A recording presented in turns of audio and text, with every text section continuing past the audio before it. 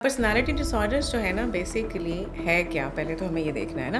एक बच्चा पैदा होता है और उसके बाद वो बड़ा होता है, तो उसके साथ साथ जैसे उसकी जिस्मानी नशोनुमा हो रही है, ऐसे उसके ब्रेन की भी होती है और उसकी इमोशनल डेवलपमेंट भी हो रही होती है। कुछ हमारी खूबियाँ जो है वो अच्छी होती हैं और कुछ वो बुरी होती हैं। जो भी आपकी खूबियाँ हैं वो अगर एक अच्छे लेवल पे हैं या वो अच्छी हैं तो उसको हम डिसऑर्डर नहीं कहते, नॉर्मल से हट के हो सकती हैं। उनको हम एज अ पर्सनालिटी ट्रेट्स या पर्सनालिटी डिसऑर्डर के अंदर लेबल करते हैं। ये सेल्फ हार्म के बारे में आपने सुना होगा और आजकल अनफॉर्चुनेटली हमारी यूथ में ये बहुत कॉमन है कि हम जब भी अपनी इमोशंस को कंट्रोल नहीं कर पाते तो हमारी जो कोपिंग स्ट्रैटेजीज़ हैं वो बहुत ज़्यादा दे बिकम मैल फॉर्म्ड। जब उसने मुझसे अकेले बात की, उसके पेरेंट्स को मैंने बाहर भेज दिया और जब मैंने उससे अकेले बात की तो शी वॉज क्राइंग। उसने कहा मेरी जो माँ है वो मुझे साइको बुलाती है, मेरे 2 बहन भाई हैं छोटे और वो मेरी माँ को देखते हुए मुझे साइको बोलते हैं। Can you imagine if a person is being developed इस तरह के इन्वायरमेंट में,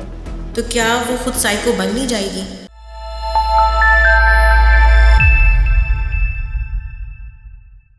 अस्सलाम वालेकुम नाज़रीन, मैं हूं मोहम्मद उसामा, आपका होस्ट।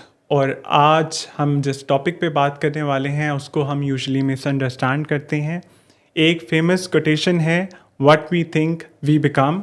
ये हमारी पर्सनालिटी और बिहेवियर पे भी अप्लाई होता है।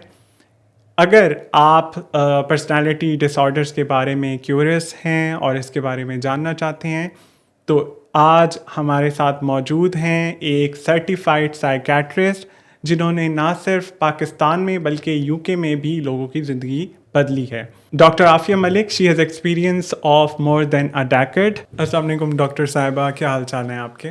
मैं बिल्कुल ठीक ठाक, आप कैसे हैं? अल्हम्दुलिल्लाह ठीक ठाक। Thank you for joining us. तो जिस तरह से आज हमने बात करनी है पर्सनालिटी डिसऑर्डर्स के ऊपर, हम आम आवाम को बता देते हैं क्योंकि यूजुअली जो है वो कॉम्प्लिकेटेड होता है, अंडरस्टैंड करना मुश्किल होता है। तो ये किस तरह से डेवलप होते हैं और इसका जो है इम्पैक्ट क्या होता है? पर्सनालिटी डिसऑर्डर्स जो है ना बेसिकली है क्या, पहले तो हमें ये देखना है ना। ये आपकी शख्सियत जो है, देखें, हम जब जैसे हम एक बच्चा पैदा होता है और उसके बाद वो बड़ा होता है, तो उसके साथ साथ जैसे उसकी जिस्मानी नशोनुमा हो रही है, ऐसे उसके ब्रेन की भी होती है और उसकी इमोशनल जो है वो डेवलपमेंट भी हो रही होती है। उसके अंदर हमारी बहुत सारी खसूसियात जो हैं वो डेवलप होती हैं। कुछ हमारी खूबियाँ जो हैं वो अच्छी होती हैं और कुछ वो बुरी होती हैं।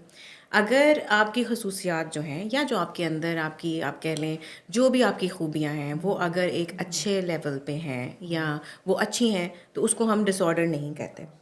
लेकिन वो तमाम चीज़ें जो कि आपकी पर्सनालिटी के अंदर नेगेटिव हो सकती हैं या एक एक आप कह लें कि एक नॉर्मल से हट के हो सकती हैं, उनको हम एज अ पर्सनालिटी ट्रेट्स या पर्सनालिटी डिसऑर्डर के अंदर लेबल करते हैं। और ये बनती कैसे हैं? बेसिकली बचपन से लेके 17 ईयर्स तक हम कहते हैं, ये एक हमें जो है ना वो एक एज रेंज दे दी गई है जिसके अंदर हम ये कहते हैं कि जो पर्सनालिटी डिसऑर्डर्स हैं या जो पर्सनालिटी है इटसेल्फ वो डेवलप हो रही होती है। और उस दौरान हमारी जो अपनी पर्सनालिटी के जो पॉजिटिव और नेगेटिव्स हैं वो बन रहे होते हैं। जैसे आप हर इंसान जो है वो एक मुनफरिद इंसान है और उसकी खूबियाँ और ख़ामियाँ डिफरेंट हैं। Right. इसी तरीके से 17 ईयर्स तक हम कहते हैं कि इनके अंदर ये आपकी ट्रेट्स हैं। अगर आप किसी ख़ास डिसऑर्डर या टाइप की तरफ जाते हैं तो उसकी ट्रेट्स जो हैं वो मेंशन की जाती हैं।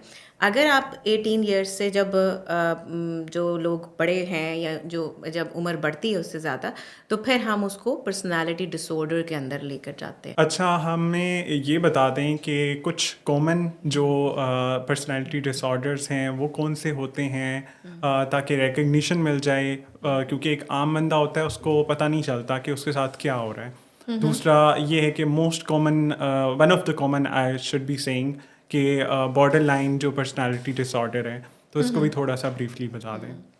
देखिए, अगर हम देखें जर्नलाइज तौर पे, तो पहले तो हमने बात कर ली व्हाट आर पर्सनालिटी डिसऑर्डर्स, लेकिन इनको हमने कैटेगराइज किया हुआ है, जैसे क्लस्टर्स आप कह सकते हैं, cluster A, B and C.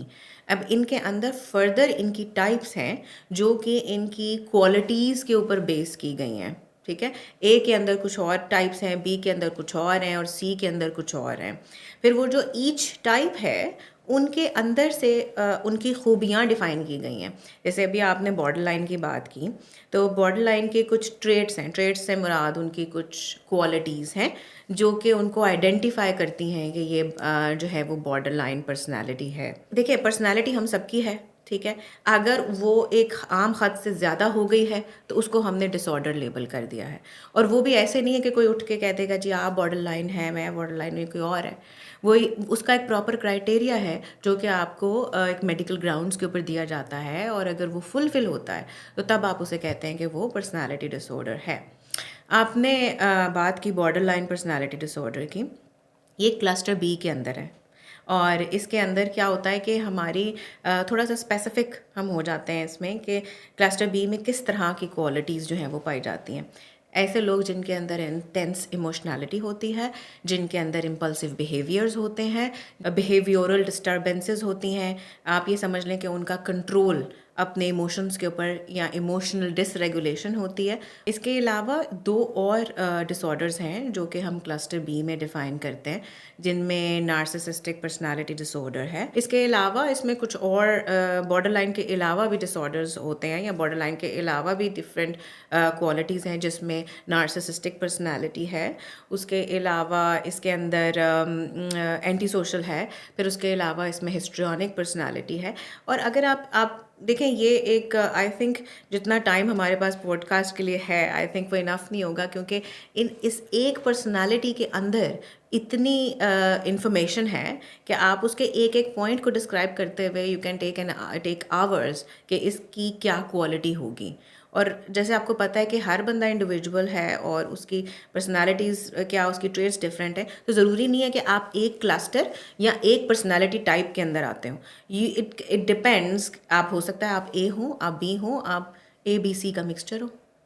So it's very right, different and it's very subjective, right. Right. So can we call जो पर्सनालिटी डिसऑर्डर्स हैं उनको हम लोग मेंटल हेल्थ जो है वो प्रॉब्लम भी कह सकते हैं इसमें, या कोई फ़र्क होता है तो वो हमें बता दें।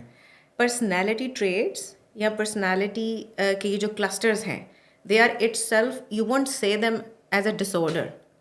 जब एक पर्सनैलिटी की जो क्वालिटीज़ हैं वो एक्सेसिव हो जाएं, आपके लिए परेशानी का बाइस बन जाएं, देन यू कैन से कि वो डिसऑर्डर की हद तक है। अच्छा, इसमें हम बॉर्डर लाइन पर्सनैलिटी को ही एज एग्जांपल ले लेते हैं। कुछ जैसे कुछ लोग ऐसे होते हैं जिनके अंदर ये क्वालिटीज़ जो हैं वो इंतहाई बहुत ज़्यादा हद तक लेवल तक होती हैं, जैसे इमोशनल डिसरेगुलेशन होना, एकदम से बहुत ज़्यादा गुस्सा आ जाना, एकदम से बिल्कुल कूल डाउन हो जाना, एक एक लम्हे बहुत एक्सट्रीम इमोशन दे रहे होना, बहुत खुश होना, और एकदम बिल्कुल रोने लग जाना। मतलब ये आप ये एक्सपेक्ट नहीं कर सकते, या आप उनको प्रिडिक्ट नहीं कर सकते कि इनका नेक्स्ट रिएक्शन क्या होगा। अगर एक दिन उन्होंने एक चीज़ के ऊपर अच्छा रिएक्शन दिया तो अगले दिन वो इंतहाई बुरा हो सकता है। फिर उसके अलावा ये लोग इतने एक्सट्रीम लेवल्स पे जाके सोचते हैं कि ये अपने आप को नुकसान भी पहुंचा सकते हैं, ठीक है। इनके अंदर ऐसी टेंडेंसीज़ होती हैं कि इनके अंदर जो है वो सुसाइडल थॉट्स आ सकती हैं, सेल्फ हार्म की थॉट्स आ सकती हैं। सेल्फ हार्म के बारे में आपने सुना होगा, और आजकल राइट, अनफॉर्चुनेटली हमारी यूथ में ये बहुत बहुत। कॉमन है कि हम जब भी अपनी इमोशंस को कंट्रोल नहीं कर पाते तो हमारी जो कोपिंग स्ट्रैटेजीज़ हैं वो बहुत ज़्यादा दे बिकम मैल फॉर्म्ड, और हम जो है वो इस तरह से अपने जो फियर्स हैं या अपने प्रॉब्लम्स हैं उनको निकालते हैं बाय सेल्फ हार्म, जैसे कभी ब्लेड्स के साथ या और चीज़ों के साथ, और स्पेशली हमारी यूथ इस चीज़ में इन्वॉल्व होती है। तो this is one of the trait of border line personality disorder. इसी तरीके से इन लोगों के अंदर एक फ़ियर ऑफ अबैंडनमेंट होता है कि शायद ये अकेले रह जाएंगे, या इन द एंड कोई भी इनको समझ नहीं पाएगा। और वो जो एक फीलिंग ऑफ एम्प्टीनेस है वो आपको जो है बहुत अकेला भी कर देती है, और आपकी इमोशनैलिटी को इन टर्न बढ़ा भी देती है। जिस तरह से आपने अभी ये ट्रेट्स बताए डिफरेंट, तो एक पर्सनालिटी पे असर पड़ता है इसकी वजह से डेफिनेटली। तो इसको लोग जो है वो बैड बिहेवियर के नाम से मतलब कहेंगे कि इस इंसान का जो बिहेवियर है वो तो बहुत बैड है, एटीट्यूड एंड ऑल दैट, या इस तरह से कोई भी डिफरेंट नेम्स दिए जाते हैं। तो ये अप्रोच जो है वो उनको किस किस हद तक अफेक्ट करती है, और इसको करना चाहिए या मतलब कैसे समझाना चाहिए कि ये अप्रोच जो है वो गलत है? देखिए, इट्स टू वे। मैं आपको अगर बताऊं, being as a at the side of the patient, कि वो खुद क्या फील कर रहा होता है। देखें, ये मिथ तो है ही कि साइकियाट्रिस्ट के पास जाने वाला पागल होता है, ठीक है। और जिस किसी को भी कोई बीमारी, कोई मेंटल हेल्थ प्रॉब्लम होती है, तो वो अनफॉर्चुनेटली पागल है, साइको है।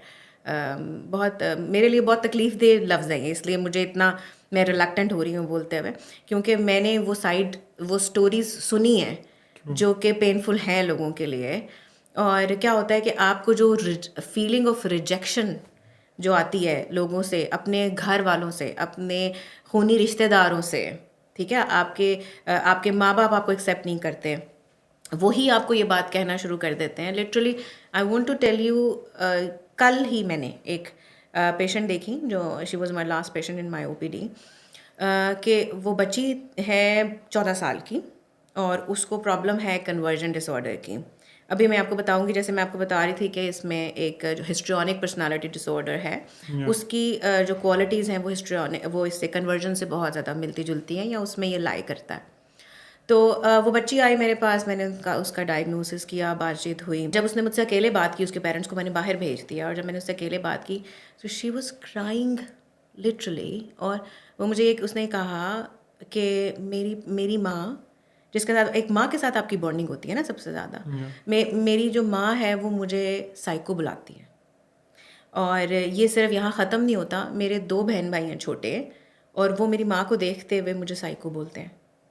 और जो मेरे वालिद साहब हैं, वो जब ये देखते हैं ये सब कुछ हो रहा है, तो वो कहते हैं हाँ तुम तो वाकई साइको। अब आप can you imagine if a person is being developed इस तरह के इन्वायरमेंट में, तो क्या वो खुद साइको बन नहीं जाएगी? व्हाट एग्जैक्टली साइको, ठीक है। या अब मतलब वो मेरे लिए बहुत एक इमोशनल पार्ट था कि एक यंग बच्ची जो है वो मुझे आके ये बात कर रही है। और फिर मैंने उसके पेरेंट्स को स्पेशली बुलाया और उनको समझाया कि इस तरह की टर्म्स अगर आप यूज़ करेंगे तो इसका फ्यूचर क्या हो सकता है बच्ची का, या आपके बाकी बच्चों पे क्या इम्पैक्ट हो सकता है। कन्वर्जन डिसऑर्डर की बात करी थी मैं, जैसे मैंने आपसे कहा कि ये जो है वो हमारे टॉपिक पर्सनालिटी डिसऑर्डर से रिलेटेड है। कन्वर्जन डिसऑर्डर के अंदर क्या होता है कि जो हमारी जो ज़हनी टेंशन, स्ट्रेस, या कोई भी ऐसी चीज़ जो हमें ज़हनी तौर पे दबाव देती है, जब हम उसे वर्बली अपनी बातों में एक्सप्लेन नहीं कर सकते, तो हमारे जिस्मानी तौर पे वो हमारी प्रेजेंट होती है, हमारे फीचर्स में कह लें, या फिर प्रेजेंटेशन कह लें आप। और इसमें क्या होता है मोस्टली कि एक फिट टाइप एक्टिविटी होती है। उस बच्ची के साथ भी ये हो रहा था कि वो उसने किसी को देख लिया इस तरह से कि उसको मिर्गी के दौरे होते थे, और उसे समझ नहीं आ रहा था कि वो कैसे अपना स्ट्रेस जो है वो रिलीव करे, और अनइंटेंशनली उसने उसी चीज़ को कॉपी कर लिया, और उसको उसी तरीके से जो है वो हाथ पैरों का कांपना, टेढ़े हो जाना और मुंह से झाग निकलना, ये सब हो रहा था। लेकिन वो एक जो भी सर्टिफाइड साइकियाट्रिस्ट हैं, जो स्पेशलिस्ट हैं, दे कैन रिकग्नाइज कि इसमें से ओरिजिनल या रियल मिर्गी या एपिलेप्सी कौन सी है और कन्वर्जन डिसऑर्डर कौन सा है। इलिटरेसी की वजह से यहाँ पर पाकिस्तान में ख़ास तौर पर जो है इसको इस तरह के मेंटल हेल्थ इश्यूज़ हों या फिर हम पर्सनालिटी डिसऑर्डर्स की बात करें तो उनको इम्पोर्टेंस नहीं दी जाती। एक इंसान के अंदर अगर डिफरेंट ट्रेट्स शो हो रहे हैं उसको कहा जाता है वैसे ही होगा, मतलब हो जाता है, ये part of life and all that, ignore किया जाता है। जी। तो उस इंसान को किस तरह से समझाना चाहिए कि आपको प्रोफेशनल हेल्प की ज़रूरत है? मेरा ख़्याल है कि अब हम जिस लेवल पर हैं, और जितनी अगर मैं अपनी बात करूं कि जितनी एफर्ट मैं पुट कर रही हूं और सारे फोरम्स पे जाके बात भी कर रही हूं, और इस चीज़ की को एजुकेट भी मैं कोशिश करती हूं कि लोगों को जो भी मुझे मिले उसे एजुकेट करूं कि mental health issues are real, people live with it. आपकी लाइफ्स गुजर जाती हैं इस चीज़ को एक्सेप्ट करने में कि मुझे डिप्रेशन है, मुझे एंग्जाइटी है, मैं लोगों को फेस नहीं कर सकता, मैं बंद जगहों पे नहीं जा सकता, मैं हाइटेंड जगहों पे नहीं जा सकता, मुझे मेरे दिल की धड़कन तेज़ हो जाती है, मुझे हर वक्त ये लगता है कि मुझे अभी दिल का दौरा पड़ जाएगा। सो इन सारी चीज़ों को एक्सेप्ट करने में बहुत टाइम लगता है, और उससे ज़्यादा टाइम लगता है खुद अपने आप को इस बात पे मनाने कि मुझे कोई जहनी बीमारी है। पहले तो वो बंदा उस चीज़ से लड़ रहा होता है। फिर क्या होता है, फिर आपका कोई दोस्त आता है, कोई घर वाला आता है, और वो जब आप इतने अपने आप से हेल्पलेस हो जाते हैं कि आप उसको वर्बलाइज करना शुरू करते हैं, तो लोग आपको ये इस चीज़ का एहसास दिलाना शुरू कर देते हैं, और तुम साइकियाट्रिस्ट के पास जाओगे, तुम में ज़हनी बीमारी है। नहीं नहीं, ऐसा कुछ नहीं है, तुम अपनी विल पावर से ठीक करो इसे, ठीक है। तुम जो है वो हिम्मत करो, अपने आप को हौसला दो, इसमें क्या मसला है, ये तुम्हें थोड़ी देर के लिए कोई ज़हनी कमज़ोरी होगी या असाबी कमज़ोरी हो गई है, तो इसके लिए जो है ना तुम कोई मल्टीविटामिन खाओ जो जहन के लिए मिलती हो, और उसके बाद जो है ना तुम खुद से कोशिश करो, डॉक्टर के पास नहीं जाना, साइकियाट्रिस्ट के पास नहीं जाना। एक तो इस मिथ को क्लियर करना बहुत ज़रूरी है कि ऐसा नहीं है। अगर वो खुद से क्लियर कर सकता होता तो वो कभी वर्बलाइज ही ना करता, वो ये बात बोलता ही नहीं कि मैं मजबूर हूँ। अच्छा, जहाँ तक बात ये आगे कि उसको इस चीज़ को समझाना या बताना, अगर आपको लगता है कि आपके आसपास के माहौल में कोई ऐसा बंदा है जो इस चीज़ से सफ़र कर रहा है, तो उसको ये बात बताना बहुत आसान है। वो इस लिहाज से कि आप उसे कह सकते हैं कि देखें, आप अपनी कोई एग्जांपल देके बता सकते हैं। आप कह सकते हैं कि देखो, तुम जिस चीज़ से गुजर रहे हो, मैं भी एक पॉइंट पे इस चीज़ से गुजरा था, और फिर मैंने प्रोफेशनल हेल्प ली और मैं बेहतर हो गया। उसके अलावा आप उन्हें डाटा दिखा सकते हैं। आप इंटरनेट पे 100,000 चीज़ें देखते हैं, आप अनवांटेड रील्स देखने की बजाय कोई काम की चीज़ देखें जिसके अंदर आप उन्हें ये बता सकें, देखो तुम्हारे अंदर ये क्वालिटीज़ हैं, और ये जो सब चीज़ें हैं, मुझे लगता है कि इसमें तुम्हें हेल्प की ज़रूरत है। अगर तुम साइकियाट्रिस्ट के पास जाओ तो वो तो इस चीज़ का ट्रीटमेंट कर सकता है। फिर उसके अलावा आप उन्हें रियलाइज़ करवा सकते हैं, डिफरेंट कोई क्वेश्चनेयर्स दे के आप उन्हें बता सकते हैं। और दूसरा, फैमिली को साथ मिलाएं। अगर कोई बंदा सफ़र कर रहा है तो उसकी फैमिली को जाके बताएं कि ही इज़ इन पेन। तो इसमें जो है हम लोग अगर बात करें अर्ली इंटरवेंशन की, जिस तरह से अगर ट्रेड शो हो रहे हैं और हम इसको डिले करते जाते हैं फॉर सम रीजंस, तो अर्ली इंटरवेंशन अगर हो जाए तो कितनी इम्पॉर्टेंट है और ये किस तरह से रोल प्ले करती है इसके अंदर? अर्ली इंटरवेंशन एंड रिकग्निशन या assessment is very very important. आपको कहीं पे भी फील हो कि आपके कोई वार्निंग साइंस आ रहे हैं, या आप कोई देखें, हम कैसे रिकग्नाइज करते हैं। मैं अब इंडिविजुअल की एग्जांपल दे के बता सकती हूँ। That I think that is the most easiest thing I can do. आपकी फंक्शनैलिटी कैसी है? क्या ऐसा है आप सुबह उठते हैं तो आपको लगता है कि मैं पहले तो बहुत अच्छा परफॉर्म कर रहा था, मैं बहुत एक्टिव था, मेरी एनर्जी लेवल्स बहुत डाउन है, मैं बहुत स्लो हूँ। फिर या आप रात को सो रहे हैं तो आपको लग रहा है कि मुझे 2 घंटे हो गए, 3 घंटे हो गए, मुझे नींद नहीं आ रही। या आपको ऐसा लग रहा है कि पहले आपके दोस्त ने आपको यही सेम बात कही थी, मुझे तो इस पर गुस्सा नहीं आया था, अब मैं मुझे चिढ़ क्यों आ गई इतनी ज़्यादा, मैं इतना चिढ़ा क्यों? पहले मुझे गुस्सा आता था, मैं जल्दी कूल डाउन हो जाता था, अब ये बात मेरे जहन से निकल क्यों नहीं रही? फिर अगर मैं अपने फ्यूचर के बारे में सोच रहा हूँ तो why I am so helpless, hopeless? क्या मुझे मुझे कोई पॉजिटिव थॉट क्यों नहीं आ रही? अगर मैंने कोई काम करना है या अपना कोई गोल अचीव करना है, तो उसके बारे में जब मैं सोचता हूँ तो मुझे पहले नेगेटिव चीज़ क्यों नज़र आ रही है? जब भी कोई इमोशनल बात होती है, वाई आई एम वेरी टेयरफुल। सो ये क्या चीज़ें हैं? ये वो तमाम चीज़ें हैं जो आपको ये बता रही हैं कि आप अपने बेसिक पैटर्न से हिल रहे हैं। दिस मीन्स कि कुछ ना कुछ गड़बड़ चल रही है। तो उस गड़बड़ को ठीक करने के लिए I think you should assess yourself, और उसके लिए आप खुद असेस नहीं कर सकते। एक ये बड़ा मसला है हमारी यूथ का भी और हर बंदे का, कि उसको लगता है उसे सब पता है। तो जिनको सब पता है वो क्या करते हैं, वो आजकल एआई खोलते हैं, उसके बाद उसके ऊपर अपनी सिम्टम्स लिखते हैं, और फिर उसके बाद कहते हैं अच्छा जी बताएं मुझे क्या है, और फिर वहाँ से देख के और फिर कहते हैं अच्छा ये हमें है, और उसको समझ लेते हैं सोच लेते हैं और उस पर प्लान कर लेते हैं कि आपको ये चीज़ है। ऐसा ना करें। There are many different things which the specialised person can tell you. वो कहते हैं ना, excess of everything is bad. तो बिल्कुल। हमारे पास वो एक्सेस तो हो गई है, उसको हम एक्सेस में यूज़ करके जो है वो उसको गलत तरीके से इस्तेमाल करके हाँ फिर हम लोग नहीं जा रहे हाँ अच्छे ऑप्शंस की तरफ। तो अब हम जैसे ट्रीटमेंट की बात करें, ऑब्वियसली डायग्नोसिस होगा और फिर आप ट्रीटमेंट की तरफ जाएंगे। बिल्कुल। तो डायग्नोसिस करते हुए क्या चैलेंजेस आते हैं, और पेशेंट डिफरेंट टाइप के होते हैं ऑब्वियसली, तो उनको किस तरह से डील करना पड़ता है? अगर आप मतलब थोड़ा सा इसको ब्रीफली बता दें। देखिए, पहले थोड़ा सा मैं treatment as a generalise treatment की बात कर लेते हैं। मैंने बीच में पर्सनालिटी डिसऑर्डर इतने ज़्यादा हैं कि अगर मैं उन सब पे बात करूं तो शायद आपका 1 आवर भी काफ़ी नहीं होगा। तो जैसे मैंने 2 डिसऑर्डर्स के बारे में बात की, इसी तरह से सबसे पहले क्या है कि आपने एवेलुएट करना होता है कि आप किधर फॉल कर रहे हैं, और ज़रूरी नहीं है कि वो डिसऑर्डर की हद तक हो, वो ये भी हो सकता है कि उसमें से एक या दो ट्रेट्स हों। इस तो हम कई दफ़ा उन चीज़ों को कहते हैं कि जी आपके अंदर एंटी सोशल ट्रेट्स हैं, आपके अंदर बॉर्डर लाइन ट्रेट्स हैं, बट ट्रेट डजंट मीन कि आपने उनको ट्रीट भी करना है। आपने क्या करना है, आपने उसके बारे में माइंडफुल होना है, उस आपको इस चीज़ का पता होना चाहिए मेरे अंदर ये गलती है। जब आपको ये पता चल जाएगा, आपके ब्रेन को समझ आ जाएगा, तो जब आप वो गलती करने लगेंगे तो वो एक कंट्रोल्ड हद तक होगी। फिर सेकेंडली ये है कि अगर आपको लगता है, जैसे आपने पहले भी क्वेश्चन किया था कि जी अर्ली अगर आप इंटरवेंशन करते हैं तो उसका क्या फ़ायदा होगा। उसका फ़ायदा ये होगा कि आप मेडिकेशन या मेजर लेवल तक डिज़ीज़ की प्रोग्रेशन ज़्यादा होने तक नहीं पहुँचेंगे। माइल्ड लेवल पे ट्रीटमेंट्स क्या हैं?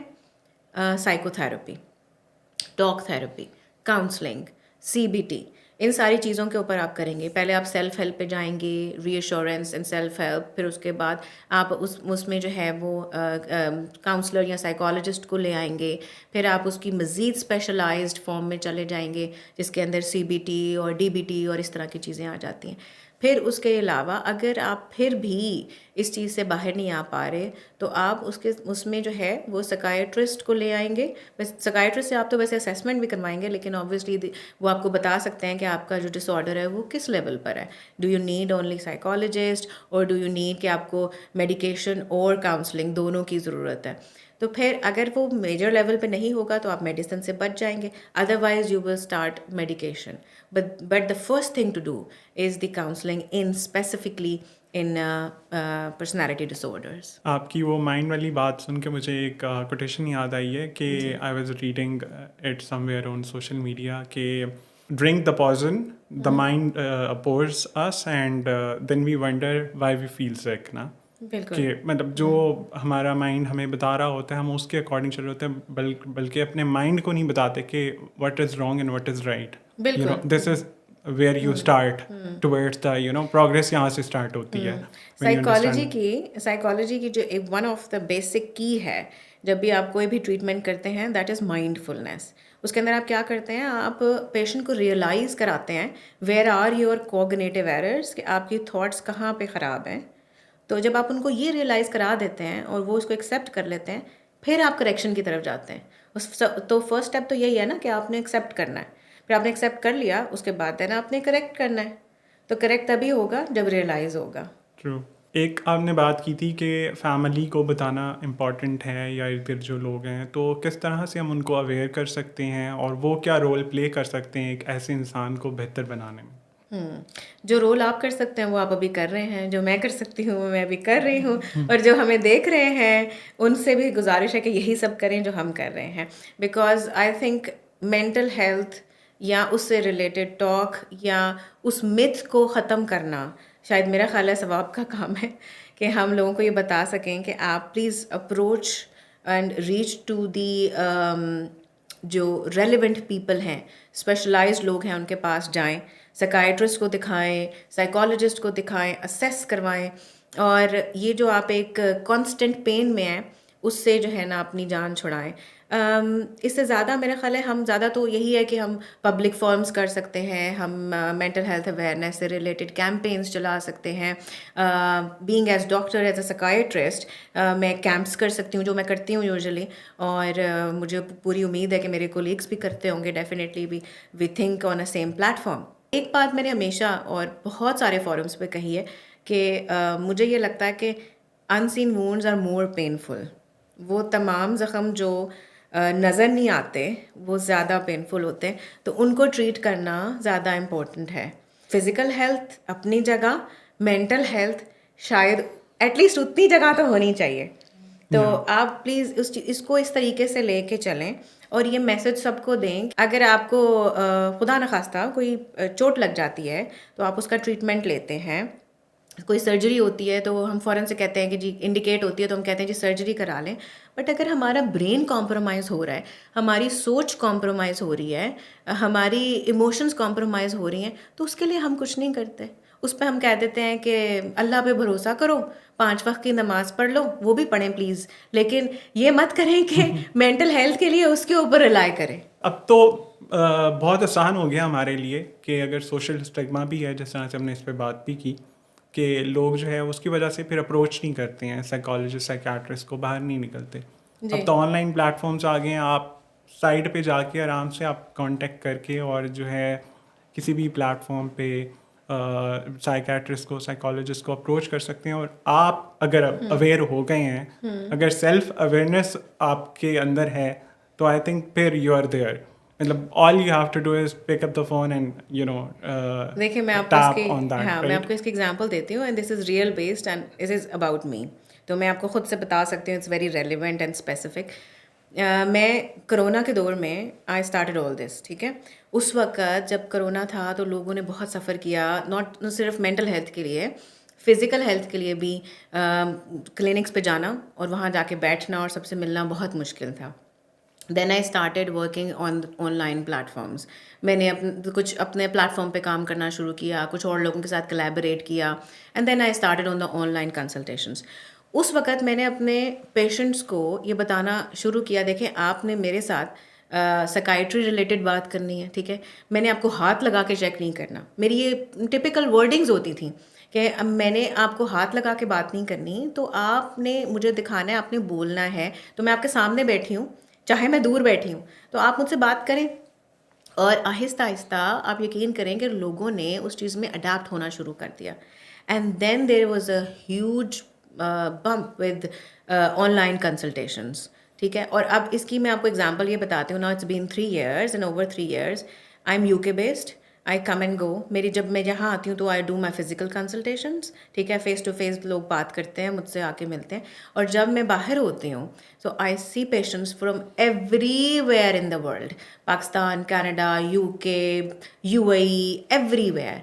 सो अब लोग उस चीज़ को एक्सेप्ट करना शुरू हो गए। तो I think this is the best time to tell them कि अच्छा इन चीज़ों का फ़ायदा उठाएं और अपने आप को जो है ना वो सफ़र करना बंद कर दें। दूसरी चीज़ हम लोग अभी भी मतलब I have seen it a lot कि अगर किसी को रिकमेंड भी किया जाता है, इवन मैं भी करता हूँ ना, तो आगे से यही आता है कि we don't feel comfortable online ना, मतलब सामने बैठ के एक अलग होता है। तो हम लोग लेकिन पाकिस्तानी जो है वो चीज़ें अडॉप्ट भी करते हैं बाहर से ना, मतलब लोगों को देखते हैं।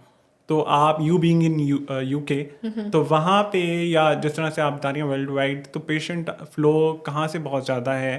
अगर यूके में लोग इसको प्रेफर कर रहे हैं बहुत ज़्यादा, तो जी। ऑब्वियसली यहाँ के लोगों को भी अंडरस्टैंड करने में आसानी होगी कि मतलब इससे भी आपका मसला हल हो जाता है and you get the treatment. बहुत अच्छा सवाल है एक्चुअली। वहाँ पे शायद पहले भी था, कोविड से पहले भी था, लेकिन बहुत ज़्यादा ट्रेंड नहीं था। लेकिन कोविड ने थिंकिंग, जो आप कहते हैं ना कि एक थिंकिंग प्रोसेस चेंज कर दिया, हमारा एक थॉट प्रोसेस ही बदल दिया। वहाँ पे भी ऐसे ही था, लेकिन अब ये है कि they learn from their experience, so they are not coming back to the physical thing. लेकिन ये है कि जैसे they are moving the circle कि 3 अगर आपने दी हैं online appointments, then you can have a face to face. और वहाँ पे भी लोग बहुत कंफर्टेबल हैं इस चीज़ के साथ। और आई थिंक अब हमारी जो आवाम है वो भी इस चीज़ के साथ बहुत कंफर्टेबल है, और होना भी चाहिए। सबसे आखिर में अब आप ये बता दें कोई सक्सेस स्टोरी, कोई भी ऐसा पेशेंट जो पर्सनालिटी डिसऑर्डर का शिकार हो और उसको आपने फ्रॉम ज़ीरो टू एंड तक किस तरह से ट्रीट किया और मतलब बिल्कुल that patient was fine. Many patients, I think, if you particularly ask me, so मेरे पास जो most common, especially I'm undoubtedly बहुत सारे लोग ऐसे हैं जो अल्टीमेटली यहाँ पहुँच जाते हैं, मतलब साइकाइट्रिस्ट के पास पहुँच जाते हैं, and if they get proper help, और वो जो आपको साइकाइट्रिस्ट और साइकोलॉजिस्ट बताता है उस पर अमल करते हैं और मेडिकेशन लेते हैं, तो बेहतर हो जाते हैं। जैसे अब मैंने आपको कन्वर्जन डिसऑर्डर की बात की, और उसमें मैंने थोड़ा सा बिल्कुल हल्का सा टच किया कि उसके अंदर क्या सिम्टम्स आ सकते हैं, बॉडीली सिम्टम्स हो सकते हैं। तो ऐसे बहुत सारे यंग जो बच्चियाँ हैं वो आती हैं, और ये it is most common in women.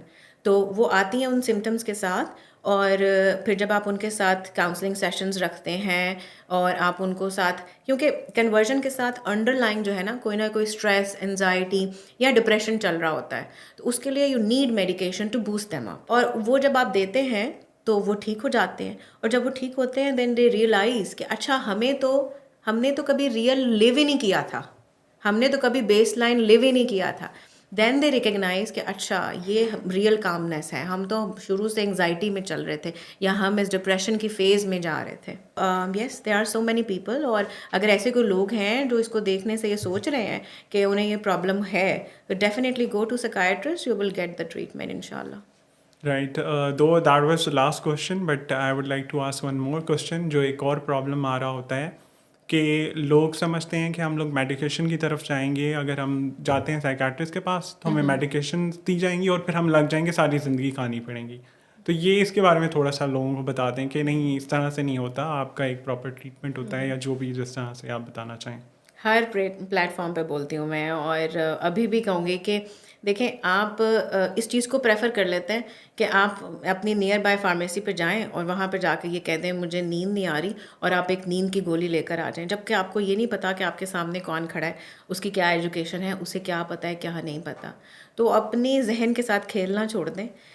जो लोग इस चीज़ के लिए बने हैं उनके पास जाएं, उनसे बात करें, वो आपको definitely they learn about it, उनको उसका एक्सपीरियंस है, वो कुछ भी ऐसा नहीं करेंगे जो कि आपको नुकसान दे सके। जैसे अक्सर मेरे पेशेंट्स आते हैं इन माय क्लिनिक, तो मैं उनसे पूछती हूँ कि देखें, वो मुझे कहते हैं जी हमें मेरी अम्मी यूज़ कर रही थी कोई दूसरी दवाई, तो मैंने ना वही ले ली कि अच्छा मुझे भी वही सिम्टम्स आ रहे हैं, तो अम्मी ने कहा कि वही ले लो, तो मैंने वही वाली ले ली। तो मैंने उनसे अक्सर कहती हूँ कि अच्छा देखें, अगर आपका मिसाल लें कि आपके पित्ते में जो है वो स्टोन है, तो आपका पित्ता निकालना है, तो मैं अगर आपको कहूँ मैं डॉक्टर हूँ, मैं स्पेशलाइज्ड हूँ, मैंने FCPS किया हुआ है, मैं आप मुझसे निकलवा लेंगे? तो कहते हैं नहीं नहीं डॉक्टर साहिबा, आप तो जहन की दवाई देती हैं ना, तो मैं सर्जरी कैसे करवा सकती हूँ, वो तो मैं जाके सर्जन से करवाऊँगी। तो मैंने कहा जब आपको इतना पता है तो आपको ये क्यों नहीं पता कि जहन की दवाई जहन की डॉक्टर ही देगी ना, आपकी अम्मी क्यों दे रही हैं? सो दिस इज़ इम्पॉर्टेंट कि आपको अगर हल चाहिए तो एटलीस्ट उसके पास जाएं जिसके पास प्रॉपर हल मौजूद है। तो नाजरीन, ये था आज का पॉडकास्ट, और इस तरह की इंफॉर्मेटिव डिस्कशन को सिर्फ हमें ख़ुद नहीं सुनना चाहिए बल्कि आगे भी शेयर करना चाहिए ताकि लोग इससे फ़ायदा उठा सकें। इसके साथ इजाज़त दें, मुलाकात होती है अगले एपिसोड में।